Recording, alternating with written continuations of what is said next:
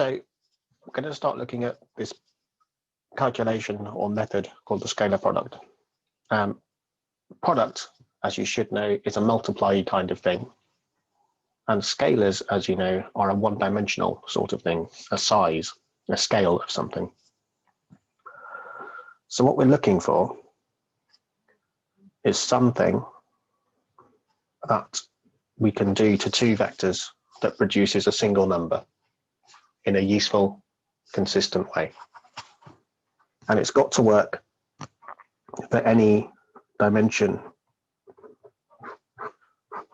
of vector.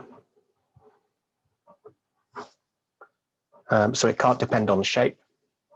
And really for a product, we'd like it not to depend on order, because products we like to have commutativity, so they go both ways. So there aren't very many things we can do to actually fit this property.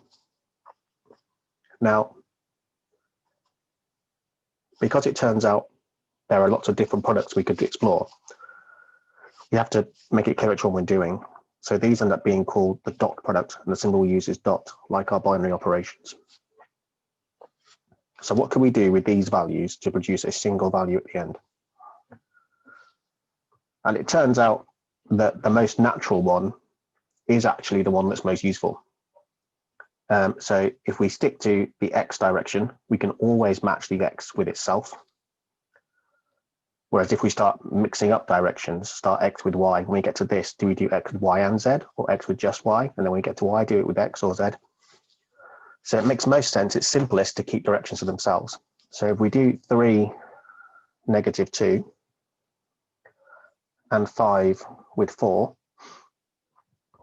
if we don't want it to depend on direction, this needs really to be add or times in here.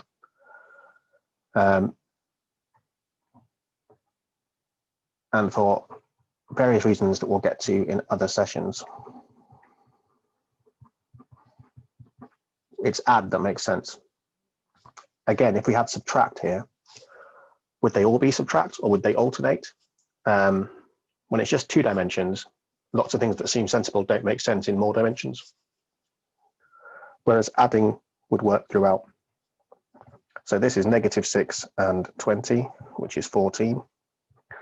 This is 3 and -8 and 5, which is 0.